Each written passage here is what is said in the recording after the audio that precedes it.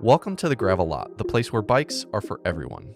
The Gravel Lot podcast is presented by Be Free Ride Bikes Apparel, providing a fully customized cycling apparel experience to provide you and your team the attention to detail and personal touch that you deserve.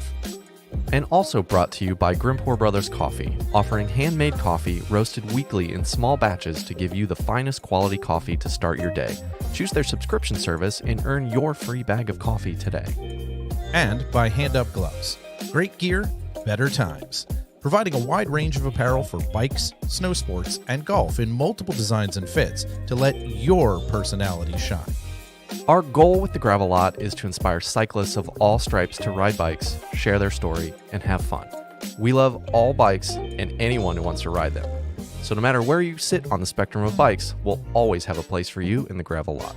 And now, the hosts of TGL, John Woolry and Doug McClintock.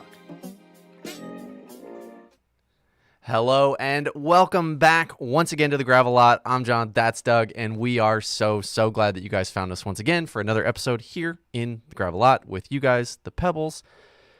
If you don't know, we call you guys Pebbles because everyone's a pebble in the Gravel Lot of life. The metaphor is solid. The metaphor has been there since episode 2, so don't mess with it. So don't mess with the metaphor. What's going on here in the Gravel Lot? So at the Gravel Lot, we believe that the only thing better than a bike ride is sharing said bike ride with all of your friends, old, new, whatever, however they come into your life. And on those rides, that's where really good stories either happen or get told. So we kind of made a podcast to bring you some of those stories and dig into really cool people that are surrounding the bike world. So whether you are an existing Pebble or you are entirely new to the show, from the bottom of Doug and I's heart, welcome, and we are stoked to have you here with us today. Yeah, for sure. If you like what you hear today and want to show some support, please hit the like button, subscribe, follow, engage, share this show with your bike friends. If you hear an old show that you really like or a nugget of wisdom, please share that out. That's how people find us. Please leave your comments below if you are on the live stream today.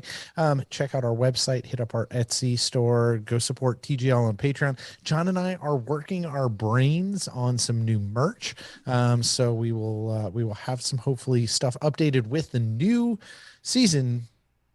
What season? Sync 5? Yes. Season 5. I don't even know what it is right now. We've spent 2 years in our basements in our houses. Season 5 logos and stuff. So you can do that. And also go visit all our partners that we mentioned in the intro. They have great products that you know can make your life better, and showing your support to them and saying, I came from TGL, helps them know that we are supporting you. It's like, it's the circle of life. Yeah. Circle of marketing. Right. Exactly. So do the thing that they will reward.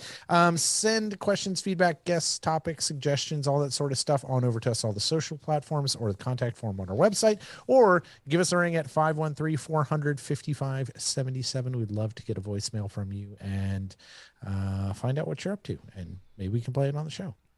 Yeah. Keep it clean. Maybe. Yeah. Yeah. I think that's that's most of our problem right now. Yeah. It's okay. Yeah. It's okay. We appreciate that you guys are reaching out. And I'll add to what you're saying, Doug. If you like what you hear today, go back and listen to some of the old episodes. Yes. Go through the website, go through whether it's you find us on Apple, whatever. Scroll back through the back catalog because we have some killer episodes that we've done in the past. I mean, I'm super proud of everything that we do, but I think that's the beauty of discovering a podcast like this is it's not serialized. You can go back and you can find great stories for the last 5 years. So if you like what you hear, go back and find some more. And if you don't like what you hear, tell us and we'll try and make it better. Like, I mean, I could make the easy joke and be like, well, don't tell us, but like, no, tell us. Cause this is like, we want to make this thing better for you guys. So that's the whole point. Well, I mean, we want to make it. Yeah, we're making this ourselves, but we have listeners, so we want you guys to like what you hear. So let us know. I like what we're doing. Give us critique. Yeah, I like what we're doing, but I'm not so emotionally attached to it that if you guys are like, hey, this could be better, like, okay, cool. We've gone over this before. John went to art school. Nothing hurts his feelings. Well, I mean, things hurt his feelings, but not when it comes to like, hey, this could be better. Right. So there you go. Yeah. So, John, before we belabor this too much, how was the ride this week? That's probably its own podcast. I think you and I could probably have a 2-hour podcast about how we're both depressed and over the pandemic and just overwhelmed by life right now. Yeah. But I will say that Thanks for summing up my week. this thing that we make is like, we were talking about this earlier. It feels overwhelming before we start it, but then when we start it, it feels like a lifeboat. It's been a lifeboat for the entire pandemic, and it's been a lifeboat through some really crappy things that have happened in both of our lives. But yeah, call it winter depression, call it just everything piling up, call it just feeling stuck and feeling just, not like, it's fine, but it's not fine, but it's fine that it's not fine, if that makes sense. Like, I feel exactly like how you feel, and this is exactly how I'm feeling this week, right? Like, I have nothing to be ungrateful for and nothing to really complain about, right? Right. Everything is fantastic, right? Like, everything is firing on all cylinders. Everything is awesome. Ellen's healthy. I'm healthy. Baby's healthy. You're healthy. Amanda's healthy. You know, dad's cancer's in remission, right? Like, everybody's doing good. Like, everybody's doing real good. But I also feel like crap. And that is the nature of brains, right? They do this stuff to you. So, but I did see our John and I share a GP. And I will say that my favorite moment from my past week was the fact that I now can have John, next time John goes to see a GP for his annual thing, quote Metallica lyrics, because I found out that our doc is a massive thrash metal fan. Just so excellent. I liked him before, like. No, you guys are gonna bond so hard. I can't wait. Man, it's gonna be great. Like, that's just like, does your doctor love heavy metal? If he doesn't, you need a new doctor.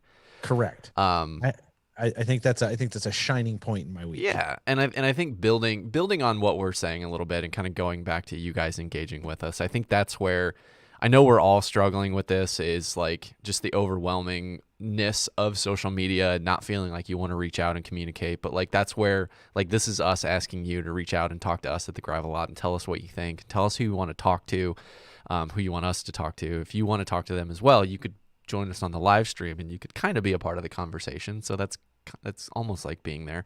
But reach out. Like, this is kind of Doug and I saying, hey, like, community that are the Pebbles, like, reach out and talk to us and tell us what you think and tell us where you want to take this thing.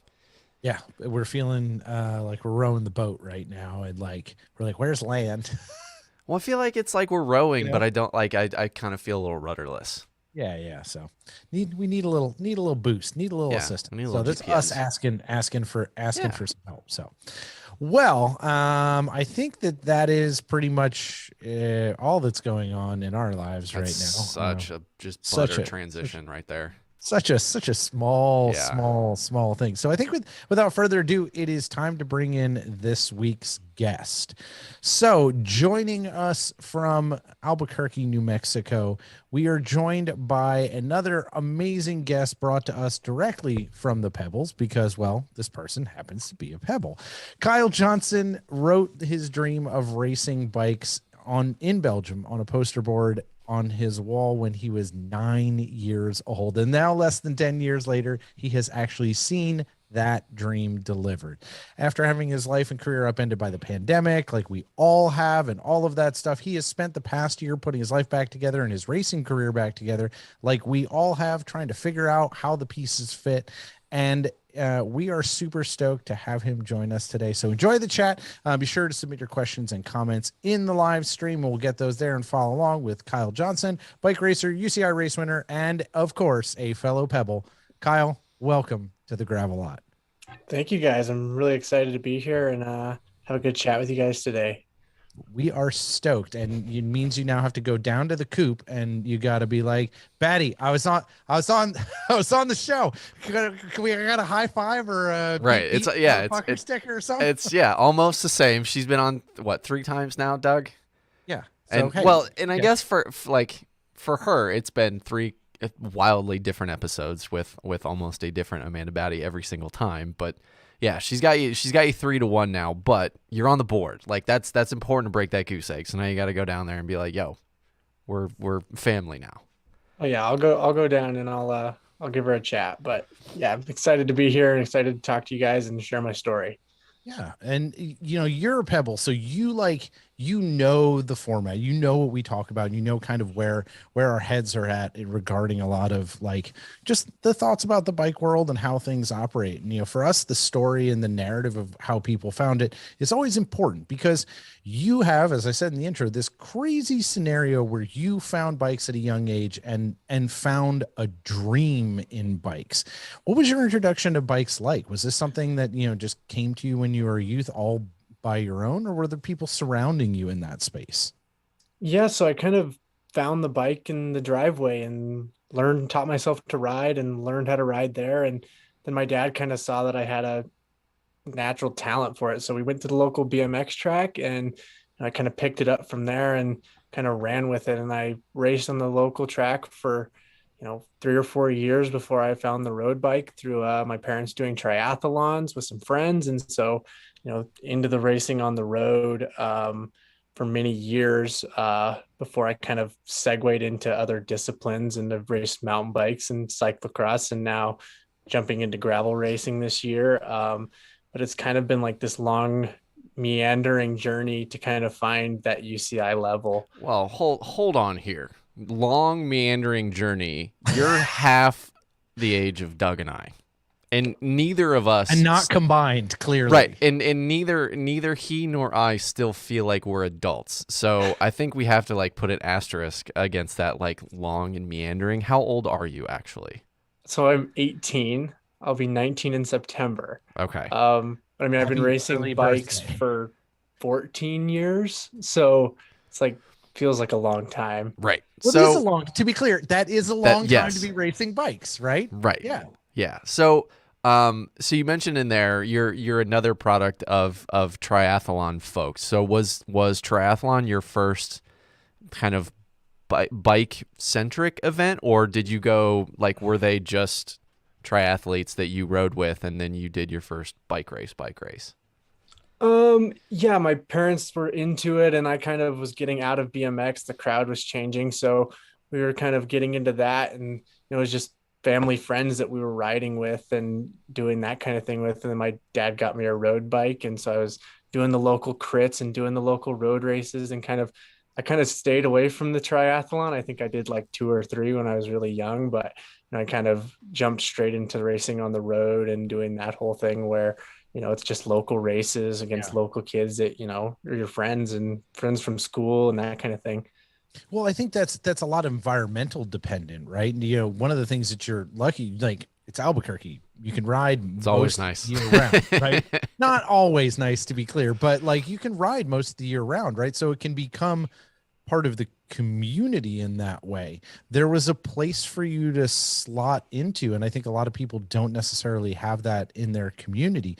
What was it like growing up did you like know other kids before you got into the road racing scene? Was that like a thing that you were aware of as a kid who was racing BMX and seeing the sport that you were involved in change? Were you cognizant of the road scene? Was that a thing that existed? Because when I was growing up and I was in love with bikes, I didn't realize there was local racing, and there was. I just couldn't find it. Yeah, I don't think I was like super cognizant of it. It was just kind of, I learned, just kind of found it through the bike shop. We went to the bike shop to buy a road bike and met some people here. And then they were like, oh yeah, well, there's this race and you should come do them. They're on Tuesday nights. And so we kind of did that. And we just met more and more people through the community. I mean, the community here is really great. So, we kind of just leveled through, finding each discipline through the local community, which I think was really huge for me as a young rider. I mean, I had a lot of mentors growing up and a lot of really good riders to teach me kind of the craft. So, it was, not super like, I didn't know where it was coming from, but I just kind of found it. I think that's interesting because, sometimes it's like, oh, I see these people going around my neighborhood. This is a thing, but it's interesting to be like, no, I bought a bike because it was an opportunity. And then, oh, I found the thing there. Yeah. Yeah. And I think, go ahead. I was gonna say, so I was like asking this question. You talked about starting in BMX, and then you're talking about road racing. And you can pick whether you want to talk about BMX if you don't have solid memories of this, but like talk about your first racing experience of the first time showing up at a venue, towing the line. Walk us through what you thought of it, what your memories are of it, and then kind of your hindsight and looking back on it. Yeah, it's actually fairly memorable. My first time at the BMX track was my first time racing a bike ever. So it was kind of like we showed up and we rented the bike and rented the helmet from the place and got on the gate and figured it out. I crashed a lot of times that day, kind of learning, but I went over the pro jumps and there was just not hard packed dirt there, so I just went over the bars and I got sixth place and I still have a picture and the trophy from that day. It's like a little tiny BMX trophy from when I was 5 years old. So it was kind of like that straight into the racing scene. And so we started going to the Wednesday night practice and going and learning and taking clinics and learning from the older riders and kind of finding that flow on the track. So there are a lot of folks that we know who find like multiple disciplines of racing, and whether it's whether it's mountain bike or whether it's downhill or whether it's gravel or cyclocross or whatever, but a lot of people have a BMX start. First, it's probably pretty accessible for a lot of people. At least in my generation, there was a lot of tracks, I know, growing up. But do you feel that is still a piece that you have as a through line, like the fun of doing like kind of stunty, fun, wild stuff on the bike? Do you still find joy in that? And do you find that bleeds into the other pieces of your racing even now? Yeah, I think, I grew up on the BMX track learning. So it's like, every time there's like a little jump on a cross course or, flyover that you can jump over, that kind of thing. It's still fun to, send it a little bit and bring back those roots. Obviously I was really young, so, you don't learn to do big jumps. You kind of progress into that, but, through mountain bike racing, and I kind of, was one of the more sendy people at the mountain bike races and kind of hurt myself a few times doing that. But, coming from that BMX background, it teaches you a lot about, how to handle your bike and how to be in a group and like stuff that you wouldn't normally learn, if you just got thrown into the road race or from the triathlon. Hmm. Yeah, I don't find it coincidental that there's so many folks that find their way to the pointy end of anything that's off-road related, whether it's mountain bikes or cross. Like Hyde comes to mind in terms of, somebody that grew up racing BMX bikes and just all of the crossover pieces from it. It seems like a natural fit. So follow-up question on your first race, and then I want to kind of dig into like your maturation. But your first time there, you said you hit the pro jumps. Were you getting air the first time you were at the BMX track? Definitely not. I couldn't even stand up on the pedals. I was like getting bucked over the jumps. I didn't know any better. So I just went over the top and then just straight to my face, Right, and I was right. like, oh, this is not where I want to be right now. Man, And like little kid very mindset. quickly learned Yeah, that was not like where I wanted to so. be. So I learned that there's a very distinct difference a couple weeks ago. So 2 weeks ago we got probably our last big snow of the year for Cincinnati, and we went over to a local park here that we're trying to build a mountain bike trail in, and it is legitimately like a dope sledding hill because it's 300 feet long and probably 8 or 9 stories down. And the Parks District has actually stopped mowing it in the fall because they want brush and stuff on it because they've had too many people getting hurt sledding down the hill. And I found myself like walking up to this being like, oh, hell yeah, this is something that I totally would have done when I was a kid. And I like put my sled at the top of the hill and I was like, I think I'm going to walk halfway down the hill and not go all the way down the hill because I've hurt myself too many times. And it's like, wow, that's the difference of like age. Like you're a kid and you're just like, yeah, I don't even care what's on the other side of this hill. And like, I'm going to fall on my face. Whereas now you probably wouldn't do that. I think there's oh, that's what maturing looks like. It's like, Yeah. very, very visceral reaction of like, oh, that's what that looks like. Yeah, I think I found that at like a young age. Like in a few years ago, I crashed my mountain bike pretty good doing something very stupid and crushed my spine and broke some of my vertebrae and like did some sizable damage. So I kind of learned at a younger age that it's like there's a line to how sendy you can get. And I try not to cross that line very often anymore now. Even though I'm only 18, it's like, whoa, that's a little far for me. Yeah, I want to get into that. I want to get to that Yeah, because mental notes. yeah, physical notes. We'll make some physical notes in that. So you start getting into road racing through triathlon and all that sort of stuff. How old are you when you started doing that? What are you, 7, 8? 7, 8, 9, somewhere in there. I had a friend from school that was doing it, so we kind of had that segue. His dad Nice. was a pro racer on the track way back when, so we kind of met him and through the BMX track, and we kind of progressed onto the road a little bit together. And so yeah, yeah. I'm like 8 years old on like a 24-inch Pinarello bike, ripping around the local crit and like learning how to ride, learning how to do all that. So, went in here and there and going to sprints like with 3 kids in the race. So it was fun. I think that experience, like you said, just with like BMX, right? You're getting to see something at a very different size, but seeing it that when you're still getting to hang out at the race and watch everybody else do it and starting to learn and pick up those pieces of it when you're around that piece of the environment. But you're 7, 8. Are your parents racing these same races? Or are they toting you around to these? Because you can't drive at 7 or 8. Well, you're not supposed to, at least is what I've heard.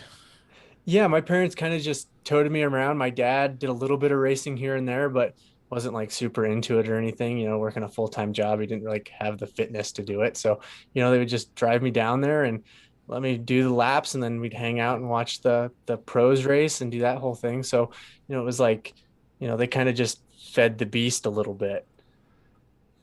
That's very cool. That's very cool of them. How did you view that at the time versus how you view that commitment from them now?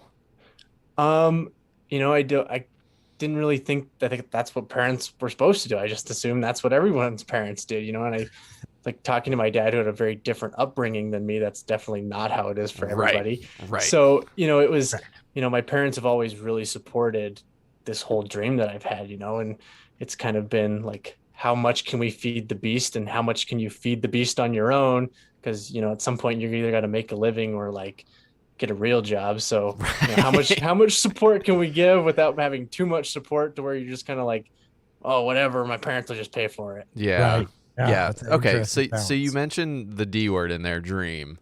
And in your note to us of, talking about just us back and forth having conversations about like what do you want to talk about? Tell us a little bit about your past.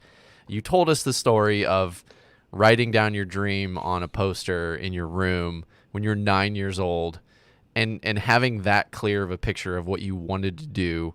I'm not doing what I dreamed of doing now when I'm 9 years old because I like would have been driving a monster truck if I was like following the dream that I had when I was 9 years old. Darn But that dream does it's not have not. to die. It's never dead. It's never It's dead. It's never dead, always. but It's always there. But like that's one. That's a very specific dream for a 9-year-old, especially in the United States. Like it's not. It's not, being a baseball player, being LeBron James or anything like that we're getting inundated with on a regular basis with just Sports Center. So, one, what did you write down?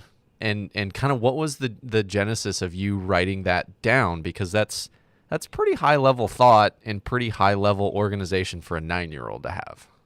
Yeah, so I mean, at that time, I had a coach from Georgia, and he was like, you got to write down your goals, and we want to have short term, mid-term, and long-term goals.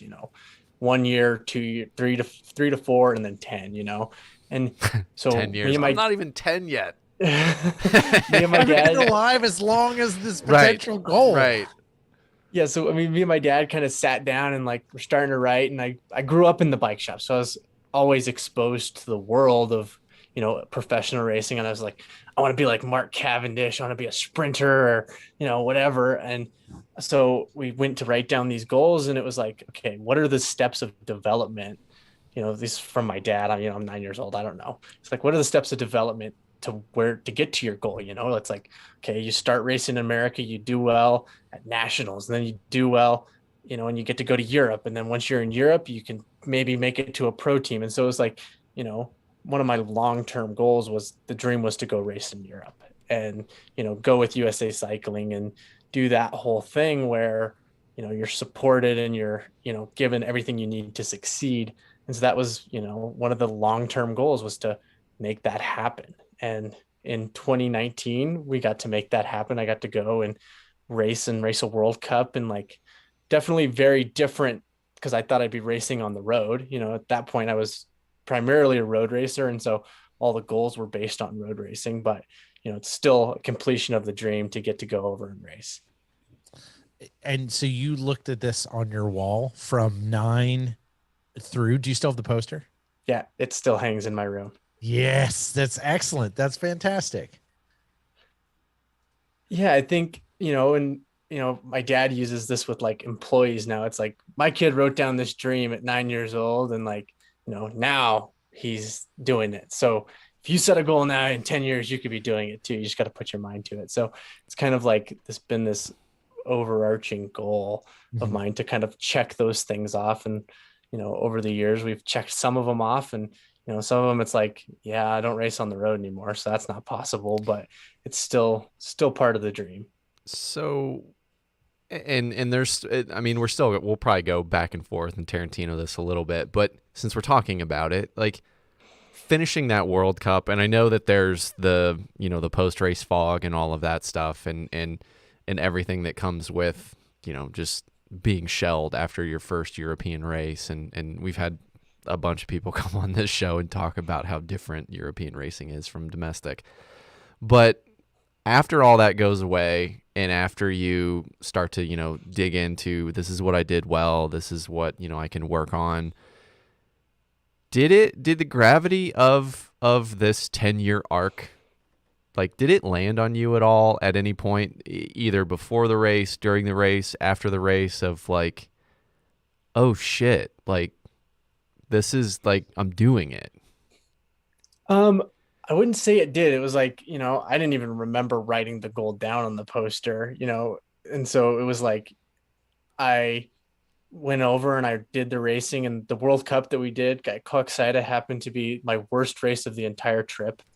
And so it was like, I didn't even remember. And then I was getting ready to fly home, and my dad sends me this picture, and it's his Facebook memory from the day of me holding the poster at 9 years old. And he's like, this trip, you checked off one of these goals from, you know, almost 10 years ago now, and that was kind of like, that was when it really hit me. I was like, wow, I'm like actually doing what I set out to do it, when I really started doing this. I'd love to hear I'd love to hear your dad's perspective on that one, because I feel like his reaction is going to be a lot different than what your reaction is. I don't know if your dad's a crier or not, but that definitely is worth a tear in the eye type moment there. Yeah. It's interesting because I hear you say some of those things I couldn't cross off. Right, things have changed. The setup and the way and the things that you're doing are different. But I think it's very interesting that you have this experience with goal setting at a very young age. That's a lot of people have dream setting, right? Which is like, I set a dream that one day I want to be a pop star, one day I want to be Michael Jordan or whatever, right? It's very different than setting a goal. And I find it very interesting that you have this like consistent like narrative that has been through your teen years, where you're doing a thing that not a lot of teens are doing. And that's not just the bike thing, but setting those goals in a concrete way.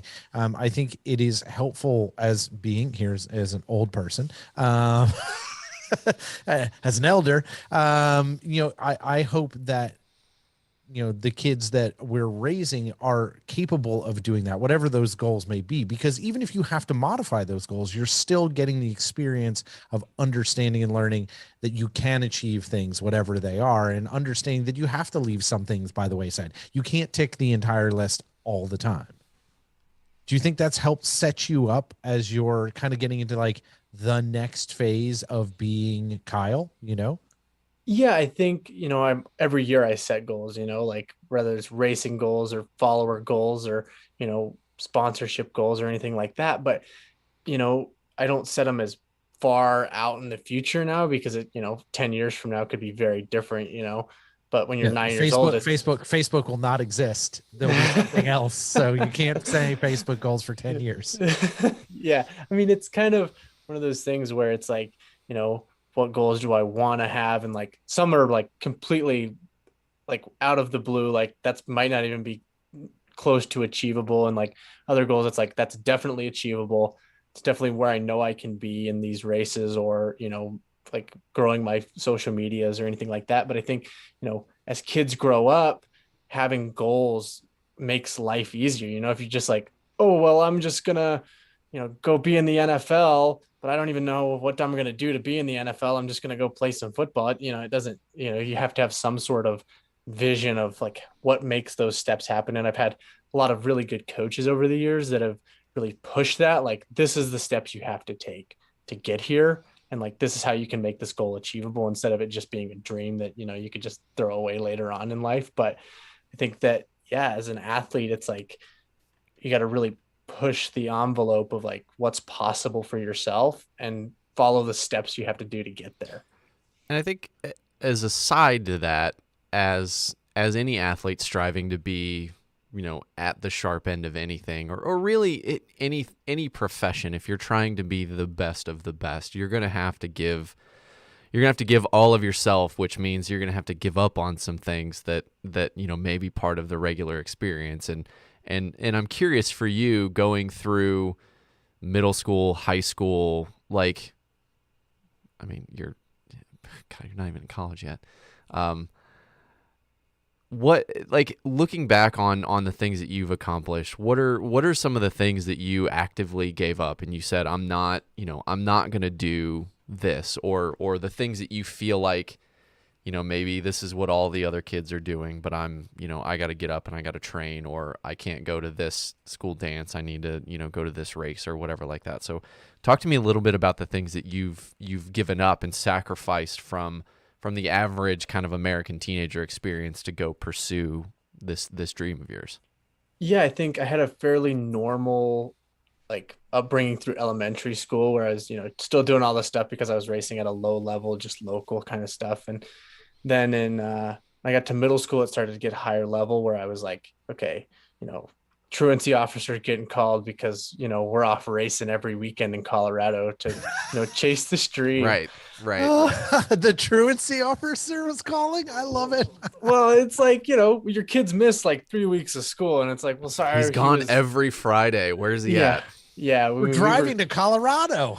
Yeah. It was like almost every weekend deal. We were going to Colorado to chase USAC points and like do that. But, so and then in 8th grade, I kind of went to a different school where it was mostly online and I was, giving up more. And then into high school, I never went to high school really. I, did online school throughout so that I could chase this dream and travel and do everything I needed to do while I was on the road. And so I gave up a lot there. And it was like when 2020 came, I kind of got like this gust of wind to like be a regular teenager because there's nothing else going on. So, go out with my friends, do that kind of thing, stay up late. But, I gave up all of that to chase this dream that I had since I was 9 years old, to be a bike racer. And, it's like my friends are like, oh, well, we went to prom. And I'm like, okay, well, I'm going to the bike race. I'm going to go train tomorrow instead. So have fun, So that begs an interesting point, and I feel like I want to make that segue now because you talked about it, right? I still want you to tell us about your back and that problem, but this is interesting. You said in 2020, things changed, things stopped, right? And so I was like, I want to hang out with my friends. How was it entering that space, not necessarily having had those same experiences, but still having that same friends group and seeing everything kind of frame shift at that point in time? How was that re-entry into that space? It wasn't too challenging. I mean, like early 2020, I was coming off like one of the better seasons of my career, and then, I was hanging out, riding bikes at a Sedona mountain bike festival, living the life with Giant. And then as soon as the pandemic hit, it was like, okay, everything stopped. The motivation to train was pretty much gone. It basically for all of us, to be clear, even those of us who were training to like show up to a local gravel ride. Yeah, I mean, and so the motivation was gone. So it was like I went and worked a blue collar 9 to 6 job, 40 hours a week, and kind of met some friends there that were a little bit older than I was. I'm the youngest one in the friend group, but I've always kind of hung out with the older crowd through my older brother and that kind of thing. And so it was pretty easy segue to just be a normal kid for about a year and like, you know, buy my first car and hang out with my friends and stay out late and do those normal teenage things that I never really got to do. That I felt like at some point I was missing out on those things, and I got to do those things that I kind of had missed out on, but still, was able to chase my dream after.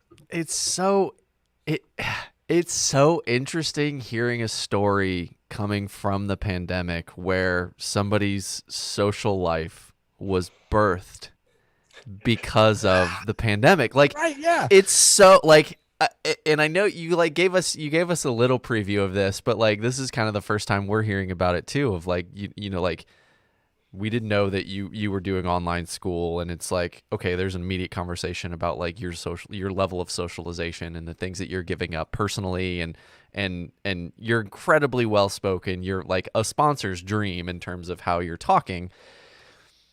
But there's just things that you acquire going to school and being around other kids your age, and then the world shuts down and everybody goes to their house and no one comes out, and Doug and I podcast from our basement, and like everybody shuts everything down, and now you're telling us that you bought a car, you built a friend group, and you're staying out late and having fun and doing the Tearing it things up. that most kids did when they're 16, 17 years old, and like kind of building the things that you were missing because you couldn't go bike race. It's just The timing couldn't have been so more perfect fascinating. for you.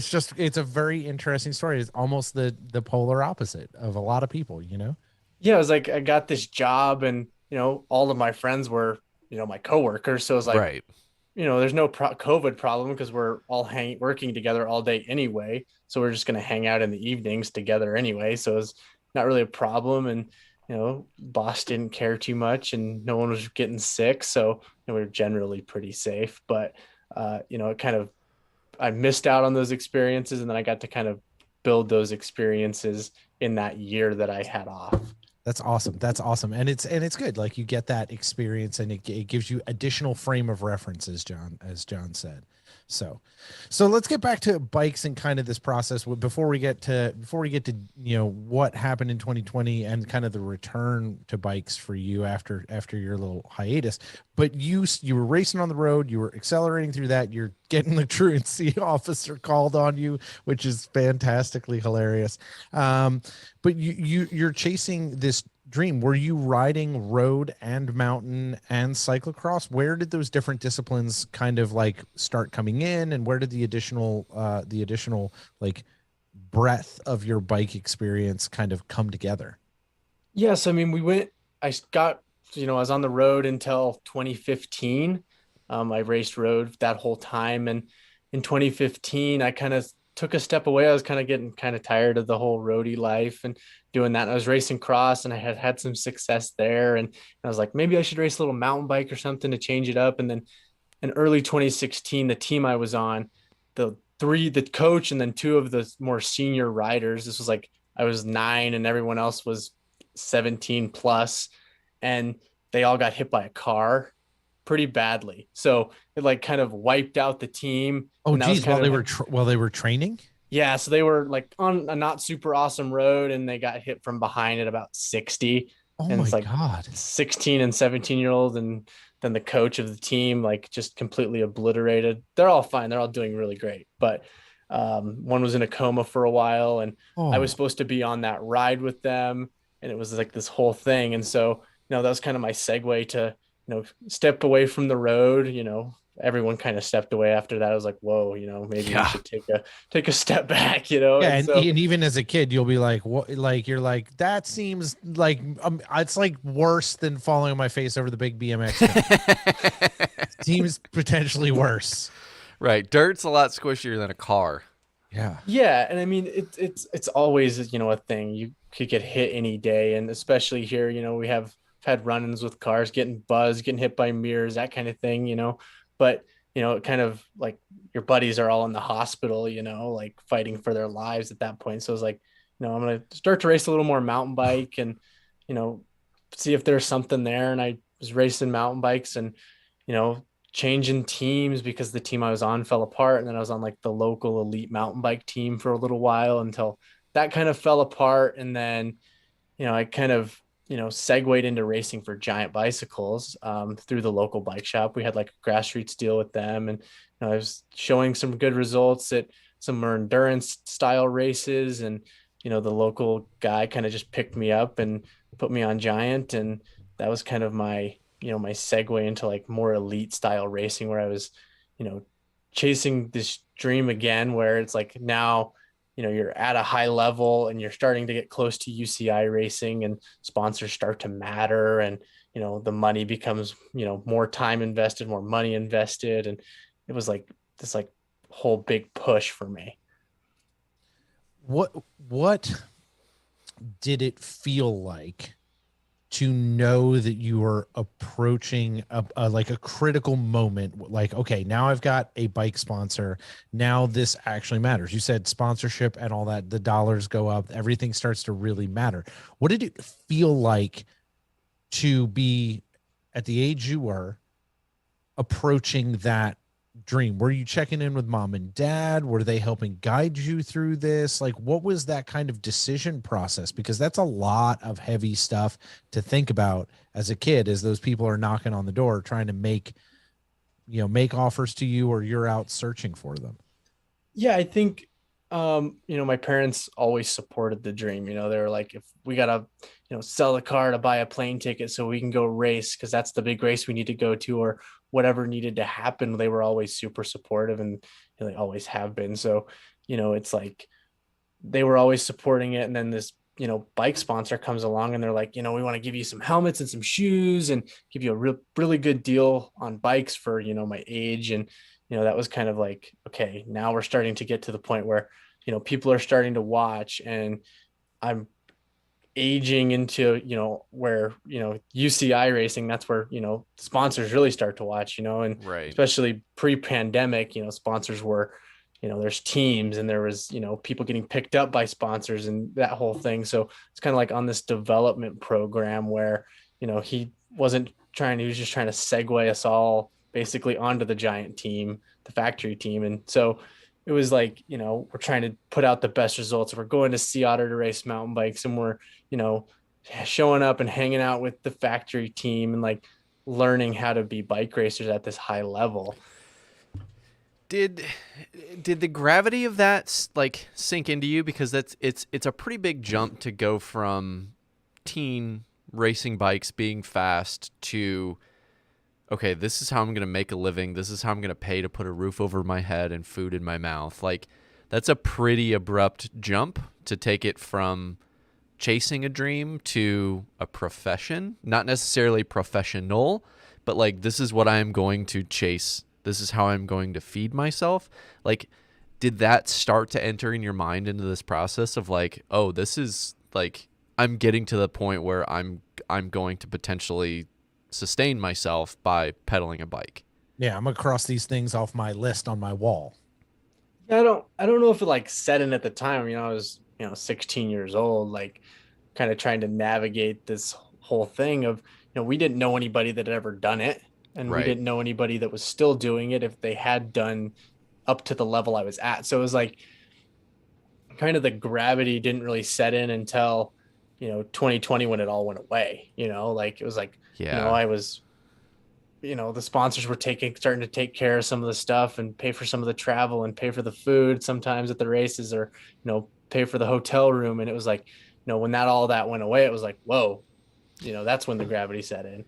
Yeah, there's such a big outage for that age bracket in this country of and there's some people that are trying, and some programs that are trying to build those things to help kids go from being a junior and get into espoirs and become professionals, and teach you a lot of that stuff of how like what it takes to do this, and in all of the intricacies and all of the places that dollars can flow, and And that's kind of why I asked the question is I would expect you as a 16-year-old to stay kind of naive and oblivious to those things, because it shouldn't matter. It should still be fun. It shouldn't feel, there's plenty of time for the rest of your life for stuff to feel like work, and for it to feel like it's a drain or a burden or a stressor on you. And that's where it like, the way that you describe it is it almost makes it feel even worse, because you suddenly you like, it's like the frog boiling in the water. Like, you slowly raise the temperature and you don't realize that you're boiling until 2020 and all that stuff is ripped away, and you're like, oh, I was really dependent on a lot of that stuff. Yeah, I think, we all kind of felt, I feel like it was work. I was like, this is really hard. I'm working really hard. I'm trying to go to school and race and do that whole thing. And I felt like that was work. And now, having worked like a real job, like a normal person would, and then like coming into racing now where it's like starting to really become my job, it's like, yeah, that wasn't very hard. I was just, riding around whenever I wanted to and going to the races and having people wait on me. So it definitely changes over the years, like when you get more experience. But yeah, at the time it didn't feel like a job, or it was like, this is, what I do. So let's talk about that specifically, because 2020 everything shut down and you did go get a real, because racing shut down. I think still my pinned tweet is like, yo, bike racing is canceled for 2020. Y'all go ride your bike, enjoy yourself, fall in love with it again. And I think that happened for everybody. But for someone like you, like John said, you were turning the temperature up. You had deals together. You were riding for Giant. You had a whole plan. Just won your first UCI race. Yep, you won a UCI race. You had great results. You'd been over in Europe. You ticked things off the box. Things were going well. You were putting a plan together to continue keeping your foot on the wood, continuing to accelerate. And somebody, grabs the e-brake and everything is suddenly pointed the other way. When you started, when things started coming back and things started coming like, okay, it looks like we might get a season, or there might be racing further on. You have this whole new set of variables that you've got to go back to. When you were like, okay, I think I'm going to get to start to race again. How did you start that conversation with sponsors? And were people there? Were there programs there? And what did that landscape look like for you, Kyle, as you came back to this, as from a wildly different beginning place? Yeah, I mean, I kind of, and as 2021 kicked off, it was like, all right, we're probably going to be able to race again this year. There's a lot of unknowns still. Races were still being canceled here and there and that kind of thing. I was still working this, 9 to 5 kind of job and like manual labor. And my parents and my coach kind of sat down and they were like, do you want to go be a bike racer again? Or are you just going to go to work now? You're going to grow up and do this thing. And it was kind of like, I had to like make that decision, which was a big decision at the time for me. I was like, the paycheck's really nice, and I can go buy gas and put it in my car, or go out to dinner with my buddies. And I ultimately made the decision to kind of get back into racing. And the program I was with was still there, and so Giant was still a bit of a supporter, but with the supply chain and everything still being a mess, the support wasn't the same as it was really. Right. It was like, you can't even buy a bike, much less get a deal on one. So it kind of, I kind of just floated that program a little bit and, learned from it and, used what I could. And, it's like, hey, I need some shoes. It's like, okay, 3 months later, the shoes show up because that's when they could come. And then it was like, all right, now I really need to start to up my game, because we're going to go race, at this point, we're going to be in the elite race this year, where, you need way more equipment, you need way more support. And so, I kind of upped my ante a bit and upped my time in and started really treating it like a job. After I had a job where it was like, okay, this is how a job works. Now it's like, okay, how do I make bike racing work like a job? Yeah. How do you put your 8 hours in every day focused on your dream? That's professional, and not having that perspective. And it's reminded me of the stories of the 70s where like the NFL team has like open tryouts and the construction worker shows up and makes the team. like, and he, works his ass off way harder than everyone else because he like understands what a regular day work is. I think there's a Mark Wahlberg movie about that. I forget what it is. That's Probably what I'm is. envisioning right now is him playing for the Jets. But it's I think it's gratifying for a lot of folks to hear you say, like, because there's this, I think there's an aura around, pro bike racers that it's when you get to a certain level, you're untouchable and you're, some unicorn that's off doing special things. And it's like, no, there's natural gifts, but then there's people that take those natural gifts and work their ass off to hone them and to get better at them. And they do it and they treat it as 9 to 5 job of clock in, do your time, stop for lunch, put in your afternoon work, and then you come home and you're done. And I think that I think those are the things that separate, good from great for people that have natural abilities. And it's going to be interesting to see how this continues to arc for you, because now that you've seen what like manual labor is, like, I'm curious as to how long that is kind of seared into your memory bank as a bike racer, and how you continue to kind of parlay that into your work ethic as training and managing sponsor relationships and just doing all of the things that it takes to be a successful domestic bike racer. Yeah, I think in America it's very different too from, European racing, where, you kind of just get segued into these development teams where it's like a huge program that's been around for 30 years, but so, I came in and it was like, I didn't really have any sponsors left. And I was kind of just like trying to kind of figure out my way. And, having that job really taught me, like, okay, I can do this all day, every day, and I got to just put in the work. And Curtis White had come to town and I had done some training with him.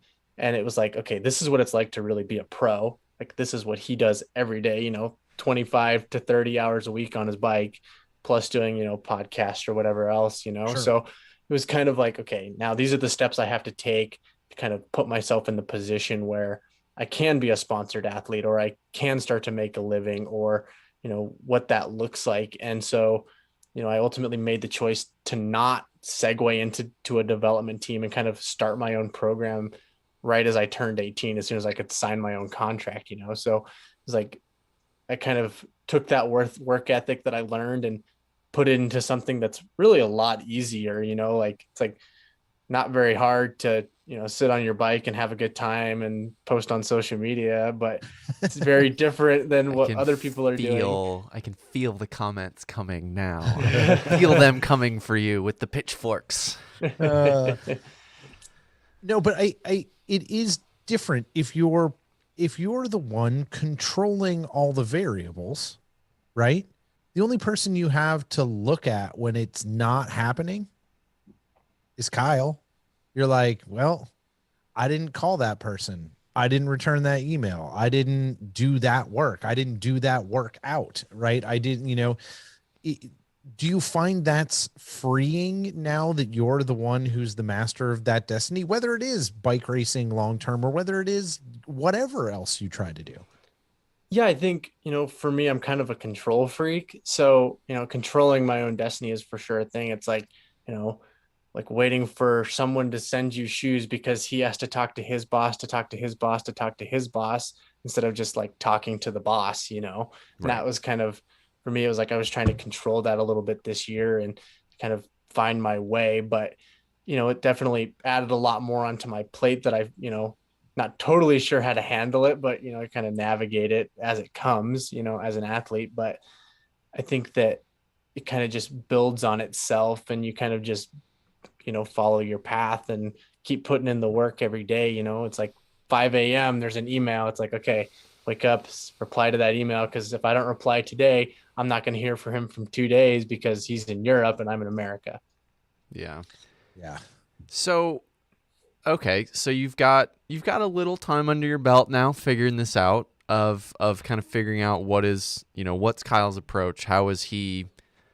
How do you want to manage this, and what are you looking for in terms of not only in terms of like the nuts and bolts of support and finances and things like that, but I think there's a point in every racer's life, or any athlete that's part of a sport that has brands that want to be a part of it. Sponsorships are a part of the thing.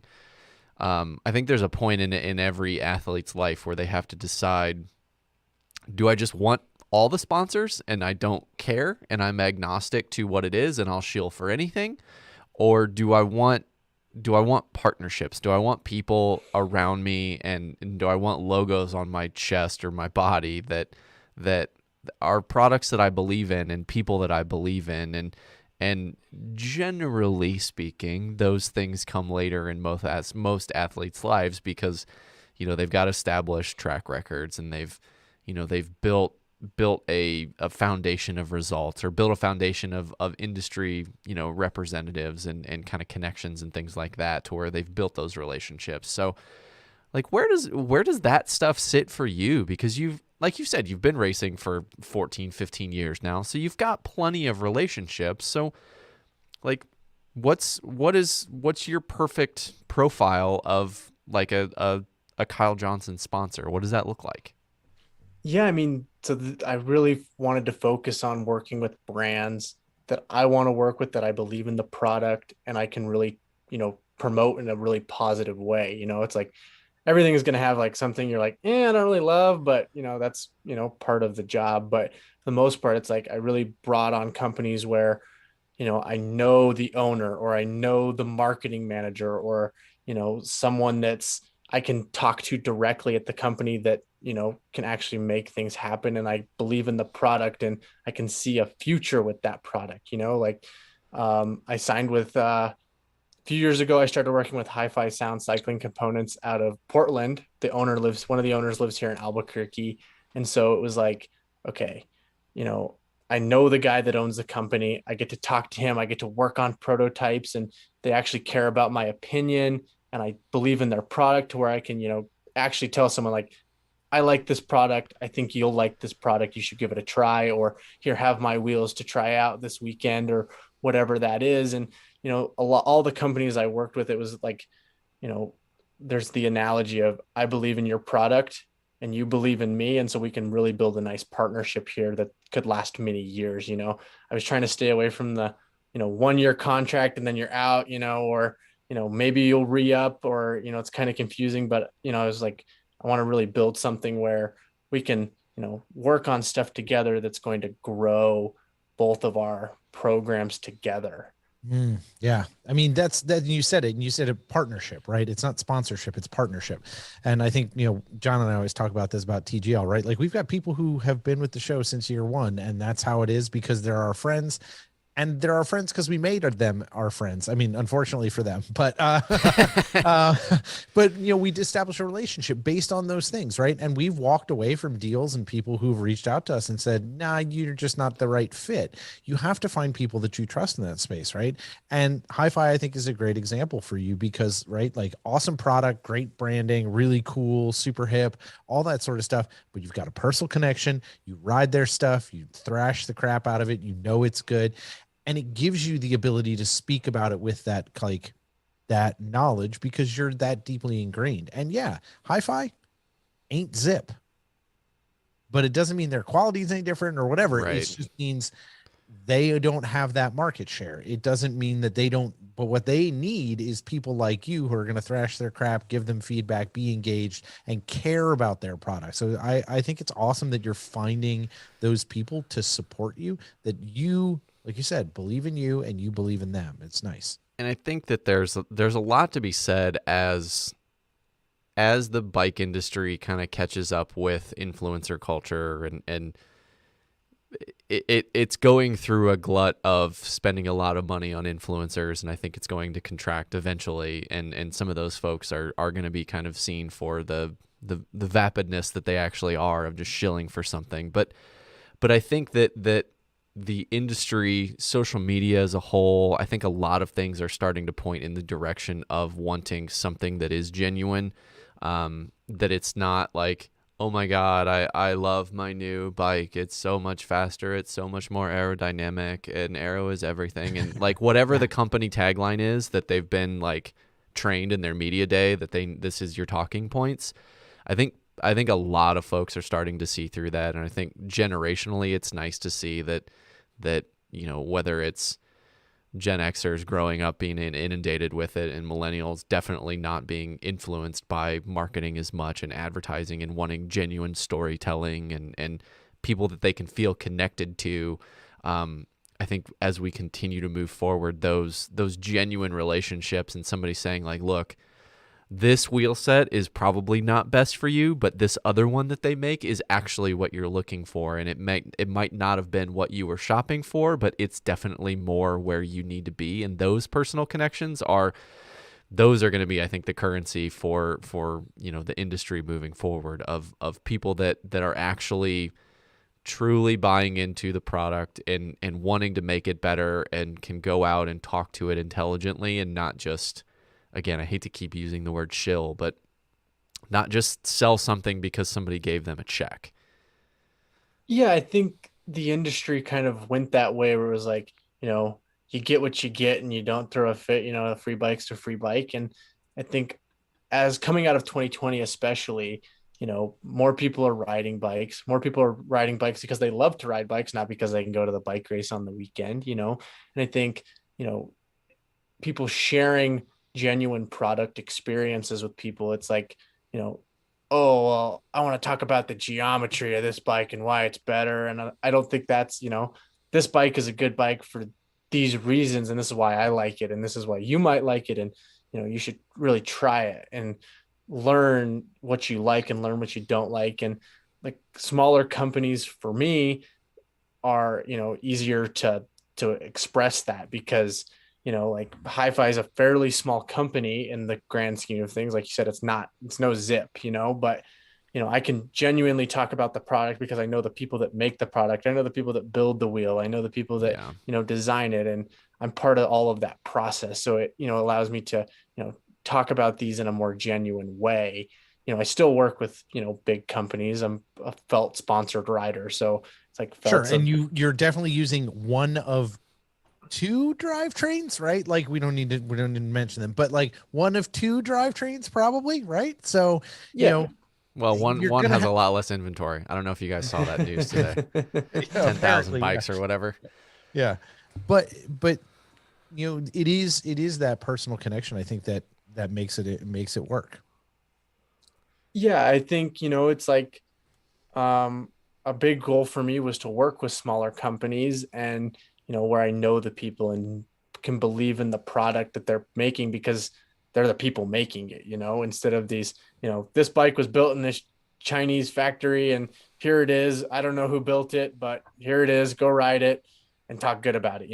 That's hard, it's there's Yeah. always, to be part of the prototyping process and, give my feedback on like something that is going to be a direct to consumer product that people are going to buy. That gives me, it gives me like skin in the game almost where like I was part of that and this is my feedback on it. This is what I like about it Yeah. versus, this is what the geometry says that's, should be the best.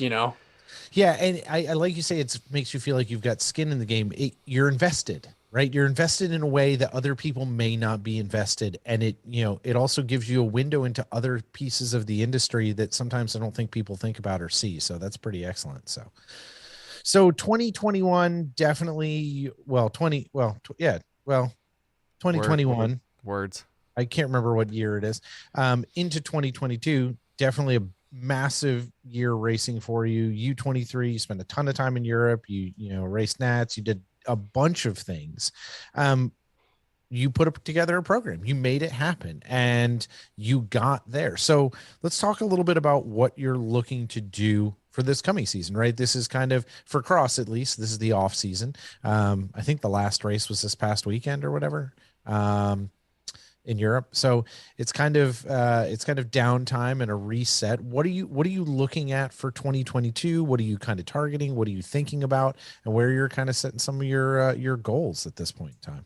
Yeah, I had a good season in 2021, and I can, be proud of that. And wasn't exactly what I wanted. I was navigating a lot of different things with, sponsor changes, and, didn't have all the support I wanted to have, but, we did it and we made everything happen, and we went to Europe and we raced and we got the experience.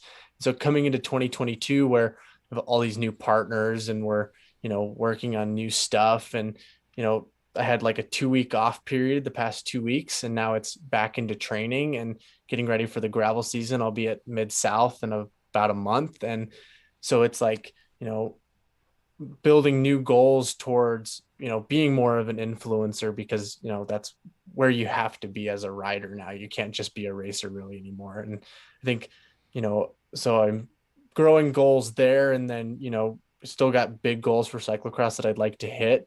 But, just, being a more well-rounded athlete is one of my biggest goals, being a good influencer, being a good ambassador of the sport, being a good racer at the end of the day. That's why I do what I do. I love to race a bike. So, it's kind of, you know, really trying to, find where I want my goals to be and make some achievable goals, make some goals that are distant, and really put in the work to get there. But yeah, I think for me, it's really just about building my brand at the end of the day and building relationships with everybody. So part of defining goals is you have to kind of put like make them SMART goals. You have to have something that's measurable, attainable, realistic, like all those individual pieces. So talk to me about you have to be results matter, and you mentioned the I word, influencer. And working on your social media presence and working on that piece of the industry knowledge and the expectation as an athlete. So talk to me about how you're approaching Kyle Johnson, the influencer and the social media personality, and some of the metrics that you're putting against that, because I'm curious as to how you're attacking it. Do you have a TikTok channel? I do not. Okay, we don't either. We That's don't not have for TikTok me. either. No, it's not for us. I mean, I think it's for me, but John doesn't I necessarily think watching it is for you, Doug. I think it is like the social media platform that was made for Doug, because when they added the additional characters to Twitter, it became too much. No, I think it'd be really excited to see Doug doing some TikTok dances. Don't and like, don't feed I him. can Don't dance. feed the bears. Don't do it. Don't even think I can't. I can dance. No, I'm not a TikToker. That's not for me. I'm not a dancer. I'm a bike racer really. So it yeah, I think, as an, growing influence is hard. I mean, it's like, I have all the metrics on Instagram where it's like, this post I worked really hard on and like spent hours working on got 200 likes. And this post that's like kind of a not so awesome photo from the bike race, 500 likes. It's like, so it's Yep. really just following those metrics and like finding what people like to see. And sometimes something random will happen. Like I had a video of me riding through a ditch where the water was, past the hubs, and it got like 30,000 views. I'm like, how does that happen? But everything else gets like 1,000 views. So, Oh, it's kind of so infuriating. following the trends and like following what people like to see, and, not trying to like bombard people with, buy this bike, or I use this, so you should buy it, or anything like Yeah. that, like, organic content where it's like, this is a product that I really like for these reasons, or, I used this product to do this and it worked really well, or anything like that, that still promotes the sponsors in a positive way, but isn't like overusing, the tags or the, buy Right. this, kind of attitude. And I think, really just creating relationships, people said, oh yeah, I really like that and you should do more of that, so we might do more of that. Or kind of giving the people what they want per se, but also putting out what I want to put out, because I'm not just a people pleaser. I like to put out on social media because that's what I like to do. It's very, you know that You want to whole feel like yourself when you're doing it. Yeah. yeah. So is Instagram your jam? Like, is that where you're investing the time? Yeah, for the most part, Instagram. I've been on Instagram for 7 years now, so I've kind of put my time in there, and it's kind of, I'm obviously always chasing more channels. Like Facebook's really hard because I'm like 18 and don't totally understand Facebook. I love that. That's so good. That's so good. Oh my god. Oh, Well, it's that's like so great. everyone on no. Facebook is like my mom, so it's like No, my mom and my that's grandma Oh reading my totally stuff. our man, we're done. generation, Shut it. and it's We're done. our Shut parents' it down. generation. So Shut it. it's so Shut good. it down. It's Shut it so down. good because I like that you didn't say I don't like it. You said I don't understand it, and that works for me. I feel you. Well, Yeah, it's but like- then did you hear what he said after that though? Well, yeah. They My called us mom's old, on right? Facebook. Called us old. well, it's like that's the people that are on my Facebook looking at it. It's like, it's your Yes. aunts and your uncles and your, Yes. right. The people that use Facebook from that generation, and Sure. I think, less millennial types and those kind of things are using Facebook. They're all on TikTok doing their thing, but, like chasing those channels and, putting out more content like YouTube's always probably going to be a thing that's growing and people like to watch videos. So, trying to get into that and then doing more bigger video project with sponsors where, it's like an actual production and like, creating really high quality content, but also putting out stuff that, I shot on my iPhone. Yeah. Right. You gotta be diverse in that space. And I think it's hard to like, no one has the magic 8-ball to like press the digitate that. I mean, there are plenty of people who think that they do. Red Bull does. Yeah. Well, Red Bull. Okay. So yes, everyone should just do whatever Red Bull's doing. That's it. Like yeet themselves off of the balsa wood plane off a cliff. That seems like exactly. I'll watch that. I'll watch it all day. So Kyle, maybe I'll watch it a couple times. Yeah. Yeah. Exactly. No. We went over this. I broke my back doing stupid stuff. We don't need to get into. But did you doing film Red Bull it? stuff? That's the thing. There is a video. Oh, there is. There is. All right. Yes. So we kind of know what you're going to get into and what you're going to get up to next year. So before we go, you got to give us the how you broke your backstory, and then we'll pay some bills and ask you the final question. So how did you jack your back up? You said you're mountain biking. Yeah. So me and my friends were kind of like out on the mesa, like hitting some lines that were a little sketchy for the cross country bikes, and taking some videos and whatnot. And I saw this drop, and I was like, it's a little big, but it looks doable.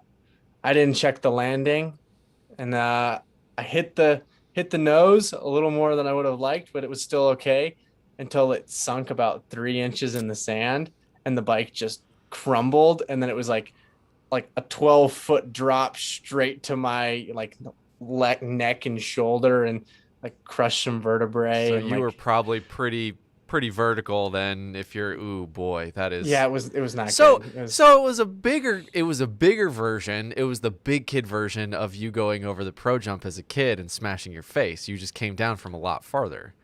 Like it was the elevated version of that. Except for I had the knowledge. I knew what was happening. I was like, I'm sensing a theme here, Kyle. But was it Smash better to have face. the knowledge? Yeah, was it better to have the knowledge of what was happening to you or not? I don't know if it was better to have the knowledge or not, but it just kind of happened that way. And then I didn't know I had done like major damage, so I just like went on my way and raced some cyclocross and did my thing. And then like in 2020, I went to the doctor and found out I did some serious damage. And which vertebrae? In my T-spine. I don't remember like off the top of my head. Okay, so like right in the middle of your back. Right in the middle, and so Yeah. like I have like flexion issues now. Like can only bend so far. That's what's up? Welcome to the team. I'm lumbar. John's thankfully, lumbar, like your if you're gonna get a spinal injury, get one in the T or the L. Like, Yeah. Granted that like generally they like, and I think L is a lot more prevalent in like. If you break a lumbar like vertebrae, it's generally comes with like a crushed pelvis or something like horrific. But when you get into like the Scott Speed territory of breaking cervical spinal like vertebrae, that's when you get into like scary stuff. I mean, they're all scary, but Yeah. I don't know. Looking back on it, I'm like, I'm real lucky, and I'm sure you're in the same way. How many did you end up breaking? Is compression fracture of 2 of them. So I got 2. pretty solid. It was like team. Spine, you guys are spine buddies. Yeah. It's good. You got to have spine buddies so you guys can text each other about your spine. Yeah, how we wake up on cold days and can't move in certain directions. Yeah, it's awesome. And then you guys can text my wife and ask her how to fix that, because I'll help you out. So, well, that's a horrifyingly frightening story to kind of wrap things on, but you're tenacious about it. You just went riding, and I think that's kind of something we've gotten throughout this conversation, is like how much you just love doing this thing, and that you're going to chase it and find a way to do stuff that you enjoy, whatever that is. But for the time being and for the near future, it is definitely chasing this dream of being a bike racer. Gas. Yep, full gas for sure. 40 hours a week at least. Ooh. So I like that. Well, response. not 40 hours of riding. That seems bad. Well, yeah, we'll get close at some points of the year, 40 hours of work. Yeah, it's never ending work. There's always an email to send or an email to respond to. But to Doug's point, in hearing you talk about it, you talk about it with passion. Like, it's easy to see that you love this, and is it really, in comparing it to your job that you had in 2020, is this work really work compared to what you were doing? Yeah, I mean, let's be honest, we're all just here to ride bikes and have a good time. And it's like, I'm just here to ride my bike and have a good time. It's definitely different work. It's still work some days, when there's you just do it faster and get done quicker than the rest of us. It's true. Just put the work in and get cruising at a higher rate of speed. So, well, excellent. This has been a hell of a lot of fun. So stay with us. The final question's coming because you've listened to the show, so you know what's up. We don't even need to tell you. We're gonna pay some bills and get that sorted out, and then come back for that. So everybody, as we wrap the show up today, we want to thank you again for joining us to be here with Kyle, a faithful and loyal Pebble. We're so glad to have him joining us. Thanks for all of you for listening, engaging, being here on the live stream, or just joining us by downloading the show. You are what makes TGL so successful. Without y'all, we would not be here. We could not continue to do this without your support. So in addition to you supporting the show in the various ways that you do, also make sure you go and support all of these sponsors, because they help support this show and make it happen, and are critical in making us capable to share TGL with the world. So with that said, who do we have on tap this week? Is it a surprise? No, it's not. Because the first one is going to be Be Free Ride Bikes Cycling Apparel, which I think that's part of what you and I need to work on, Doug. Is we got to get some TGL kit for this year. Mm-hmm. I think the graphics are too good to not turn into some form of at least a top. Yes. Anyway, Be Free Ride Bikes Cycling Apparel, bfrbcycling.com, offering fully customized, tailored bike gear for your needs. So it's not just graphics, it's picking the fabrics, it's picking the cuts, it's the collar, the sleeves, all of that stuff. You can personally tailor all of it. I think last time I talked with Adam, there's like 5 different chamois that you can pick from. There's 4 different cuff links put them all in one pair of bibs, all 5. Ooh, call it the diaper. Yeah, it's just if you need a little extra cushion. Yeah, the super bib. That'd be like Huggies branded or something. Do the graphics on it. I think that'd be pretty fitting.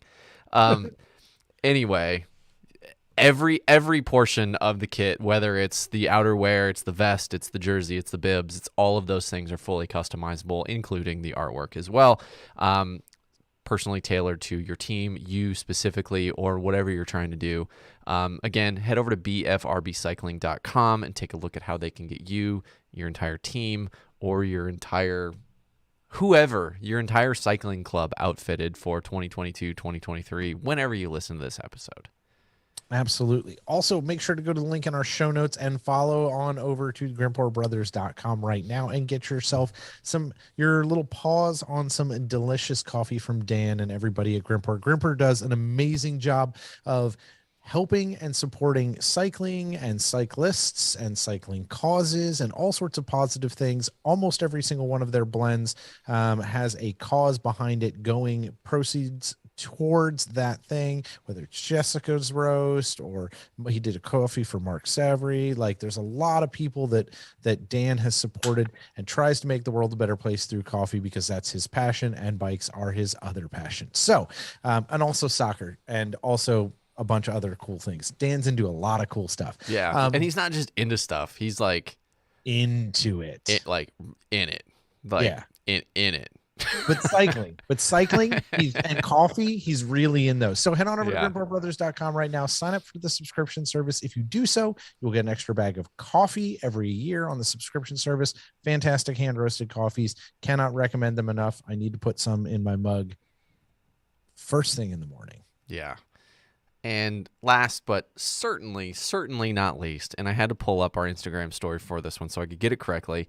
Hand Up Gloves supplying you guys. Hopefully you know this by now. They are now officially our longest sponsor of the show. Started with when they just had cycling gloves, and now they have snow, they have golf, they have fingerless cycling gloves, which I'll take. I prototyped those. I cut the fingers off of my Hand Up gloves to make summer gloves. And then you called Troy and you were like, Troy, this doesn't work. Yeah, they fell apart. I need help. Anyway, that's how we contribute to making better products for you guys. Research and development. Anyway, yeah, research and destroy, more like. Varieties of designs for multiple sports, multiple temperature ranges, all of those things, from graphics that are super subtle to absolutely wild. And now they have their Hand Up Gloves second annual, once a year, wild and wonderful week-long winter warehouse pro-am clearance sale event for the Cure sale going on now, which I think... Ooh. If you click the link in the show notes and use code Pebble $, you will be able to get an additional 10% off everything on sale, because it applies to all of the SKUs. I need to go do the Hand Up sale. I was thinking that this morning too. I need some more socks. Hand Up glove. I should go to the link in our show notes. Yeah, you should. Okay, I'll do that first. Yeah. Okay. I mean, good's the savings if we don't even cash in on it? That's correct. Let's do that for sure. Always a huge thanks to all you Pebbles, old and new. We love hearing from you. We can't do this without you. So visit, subscribe, engage, share with all your friends. Go to thegravelot.com. Send us information on the contact form. Learn how to become a Patreon supporter today. Patreon, you're keeping it going. We've got a studio we've got to build in my basement. So if you come with a big enough Patreon check, then we can name it after you. So just, or we'll name it whatever you want, or we'll name it something appropriate, but whatever you want. Yeah, sure. You can do whatever, right? We'll make that happen. It's the internet, Doug. We can do whatever we want. That's true. Join the live streams every other Tuesday, and then catch the show every other Thursday. On the opposite Thursdays, we're at 6:30 p.m. here on the live stream, YouTube, Facebook, Twitter, Streamlabs, wherever we can shove it to, we'll shove it there, and you can get the link. So we'd like to get you on board. The waiting room, intro, outro music, as well as basically everything, all of our music that we use for the Gravel Lot is from Water. So super, super thankful to him for allowing us to use his music. He has new music dropping next week. Mm-hmm. Just got the note yesterday from it. So check all the major platforms and go find his new jams all over the internet. Or you can hit the link in the show notes and go directly to his, I think it goes to his, is it SoundCloud? Yeah, I'm pretty sure. I forget which account it goes to. Yeah, I forget. It's been a minute, but I said guy got the notification too. I think it's SoundCloud. Yeah. Okay. So. Just click the link in the show notes for all that stuff. Just go to the link in the show notes. If you want to become a Patreon supporter, click the link in the show notes. Show notes. Yeah. Show notes. That's a t-shirt right there. Show notes. Just go to the show notes. Yeah. So, Kyle, while we fumble through our ad read, we nailed it. We totally nailed it. Sent. Done. What we want everybody, as we always do, to have something to take home from the conversation that we've had. So what would you want that to be? What do you want the Pebbles to take home from the conversation we've had tonight? I think everybody should take home that goals you set at any time in your life can be something you can achieve at any time. So if you set a goal when you're 9 years old, Sometimes it comes true when you're 16. Sometimes it comes through when you're 26. But I think that's the one takeaway is setting goals or making a dream at any point is something that always can become achievable. Doug, what did you want to do when you were 9? 9. Oh, I definitely wanted to play for the Whalers. I wanted to play professional hockey. That was, unfortunately, I've had to shelve that one. That one I've had to adjust and modify. Team-wise. Well, I mean, team-wise, that can't happen. Really, you can't really wear it. Team doesn't exist anymore. But let's be clear. If I took a check for a professional hockey player right now, my life would just cease to exist. I think I would explode into dust. Probably. Yeah, it's probably That's okay, though. Bones. You go out on top. Or bottom of a pile. Yeah. But think about it. Like if that happened, like you would totally make the top 10 on ESPN. Yeah. Oh, for sure. Like that would be like we're talking about YouTube. Like that would be man vaporized by defense. Yeah, there'd be like a TikTok dance for you. There would be like so many views on YouTube. Like you would go out on top. If I ever have to go out, that's how I'll do it. If you can't make the news, make the news. Be the news, yeah. Yeah, make the news. Well, outside of John's bizarre question as to why I want to be vaporized as a hockey player, I think that's smart to think about our goals in that way, and I think that's a really wise space for us to end, because you are chasing those goals and you're going to continue to set them, but you nailed a big one. And when you do that, you can't forget to look back and be like, oh yeah, I did set that. I did achieve that. And I can achieve those things. And even if they're small goals, if you just nip them off, you can't eat the elephant all at once, but you got to have the steps. You got to have those small steps to get there. If you can keep doing that and you can keep living that life, you're going to be in a good spot no matter what. Yeah, that's a great, very pure takeaway, Kyle. I like it. Dude, this has been absolutely excellent, Kyle. Thanks for being here with us. Yeah, thanks for having me. It was really fun, honestly. So thanks you for letting me come on. We're happy to have you. Honestly, he was expecting apparently something else. Like, honestly, it was actually a lot of fun. These guys suck. So, it could be like a totally horrible experience. You know, sure. Like you could be like aggressively brutalizing me in the chat right now, but it's been good. Oh, I think the chat's been relatively kind. I have not been watching it, so but that's John's job. John's watching the chat. So no, but seriously, we're stoked to have had you on. We're excited to follow along and watch our fellow Pebbles achieve their goals, and we're excited to watch you achieve yours, and we'll be rooting for you from the Midwest. So good luck this year. Awesome. Thanks, guys. All right, bud. Pebbles, that's all for this week. So be sure to subscribe, follow, and engage, because as we say each and every week, decisions and trails are made by those who show up. So if we don't see you on the trails this week, we'll see you next time. Bye, John. Bye, Doug.